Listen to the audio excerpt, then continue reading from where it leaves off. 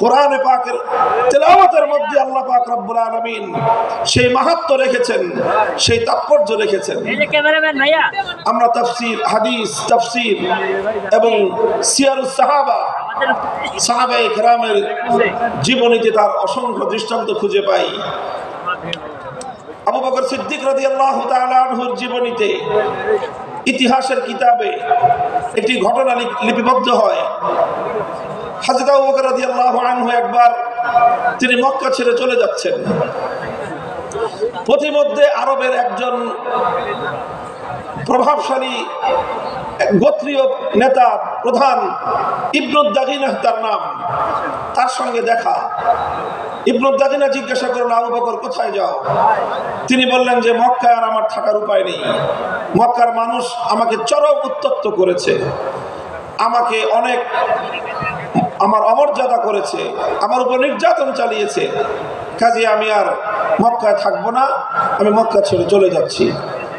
ইবনু দাগিনা বলল যে আবু বকর, তোমার মতো মানুষ যদি মক্কা থেকে চলে যায়, তোমার মতো সোনার মানুষ, তোমার মতো নরম এবং মানুষের কল্যাণকামী মানুষ, পরোপকারী একজন মানুষ যদি মক্কা থেকে চলে যায়, তাহলে মক্কার জন্য এটা একটা কলঙ্কের জনক অধ্যায় হবে।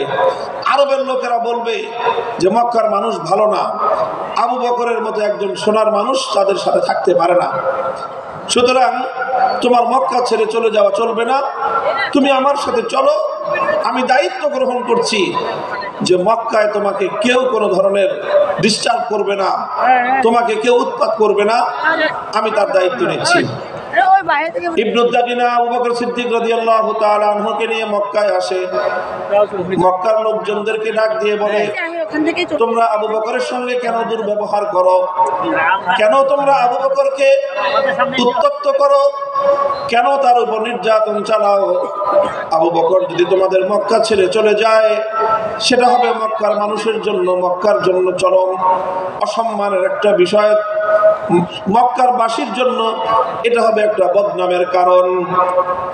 সুতরাং আবু বকরকে তোমরা উত্ত্যক্ত করো না, তাকে তোমরা নির্যাতন চালিও না, আবু বকরকে তার মতো মক্কায় থাকতে দাও।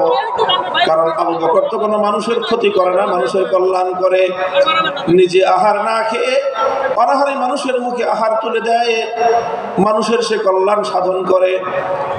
মক্কার লোকেরা তখন জবাব দিল যে আবু বকর যদি মক্কায় থাকতে চায় থাকুক, আমাদের কোনো আপত্তি নাই। এমনকি আবু বকর আমাদের বাপ দাদার ধর্ম ত্যাগ করে মুহাম্মাদের ধর্ম গ্রহণ করেছে, এই ব্যাপারেও আমরা আপত্তি করব না। মুহাম্মাদের ধর্ম ত্যাগ শুধু গ্রহণ করেছে তাই নয়, বরং সে মুহাম্মাদের ধর্ম মানুষের মধ্যে প্রচার করবার জন্য কাজ করে, সেটাও না হয় আমরা মেনে নিলাম। কিন্তু আবু বকরকে যদি মক্কায় থাকতে হয়, আমাদের শুধুমাত্র একটি শর্ত মানতে হবে।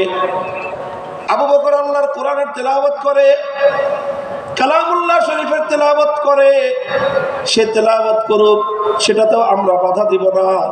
কিন্তু শুধুমাত্র আমাদের একটা শর্ত মানতে হবে, আবু বকরকে কোরআনের তেলাওয়াত করতে হবে তার ঘরের দুয়ার বন্ধ করে, ঘরের ভিতরে। ঘরের দুয়ার খুলে উঠোনে দাঁড়িয়ে, উন্মুক্ত প্রান্তরে দাঁড়িয়ে আবু বকর আল্লাহর কোরআন তেলাওয়াত করে, এটা করতে পারবে না। ইবনু দাগিনা জিজ্ঞাসা করলো, কারণ কি? ঘরটারও মালিক আবু বকর, ঘরের যে উঠোন সেই উঠোনের মালিকও আবু বকর। ঘরের উঠোনে, ঘরের বাইরে দাঁড়িয়ে, বারান্দায় দাঁড়িয়ে যদি আবু বকর তেলাওয়াত করে, তোমাদের সমস্যা কোথায়?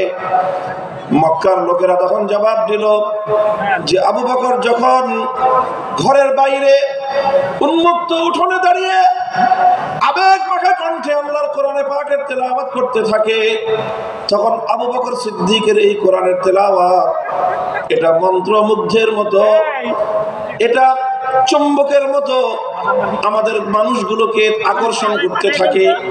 এমনকি আমরা ঘরের মধ্যে আমাদের ছোট্ট ছোট্ট শিশুদেরকে পর্যন্ত দড়ি দিয়ে বেঁধে রাখতে পারি না। বাদ ভাঙ্গা জ্বরের মতো আবু বকরের কোরআনের তেলাওয়াত এটা লোহাকে যেমন চুম্বক আকর্ষণ করে টেনে নেয়, আবু বকরের তেলাওয়াতে কোরআন এভাবেই আমাদের ছোট ছোট শিশু বাচ্চাদেরকে, আমাদের ছোট ছোট শিশুদেরকে পর্যন্ত আবু বকরের দিকে, কোরআনের তেলাওয়াতের দিকে আকৃষ্ট করে টেনে নিয়ে আসে। কোরআন তেলাওয়াত করুক, আপত্তি নাই, কিন্তু এমন ভাবে তেলাওয়াত করতে হবে যেন আমাদের মানুষের কর্ণকুহরে কোরআনের তেলাওয়াতের আওয়াজ পৌঁছতে না পারে। মুহতারাম হাজিরিন, ইতিহাস বলে এভাবেই শুধু আল্লাহর কোরআনের তেলাওয়াত এটাই সর্বপ্রথম মক্কার কায়েমি স্বার্থবাদীদের জাহেলিয়াতের বীজ শুদ্ধ কাঁপিয়ে দিয়েছিল। কোরআনের তেলাওয়াতের মধ্যে আল্লাহ পাক রব্বুল আলামিন সেই অ্যাকশন এবং সেই প্রভাব রেখে দিয়েছেন, সেই তাসির রেখে দিয়েছেন। বলেন সুবহানাল্লাহ। আজ কোরআনে পাকের তেলাওয়াত আমরা ছেড়ে দিয়েছি, ভুলে গিয়েছি। খুবই স্বল্প পরিমাণ মানুষ উম্মতের মধ্য থেকে আল্লাহর কোরআনে পাকের বিশুদ্ধ তেলাওয়াত করতে পারে। কোরআনের সেই তেলাওয়াতের সেই পরিবেশ আবার জিন্দা করা চাই। যারা ইসলামী সমাজ গঠন করতে চায়, যারা জাহিলিয়াতকে দূর করে অন্ধকারকে তিরোহিত করে আলোক বর্তিকে প্রজ্বলিত করতে চাই, দিকে দিকে মানুষের কানে কানে প্রতিটি ঘরে ঘরে আল্লাহর কোরআনের তেলাওয়াতের সুরের মূর্ছনায় এই জাহিলিয়াতের কবর রচনা করবার বিপ্লব শুরু করতে হবে।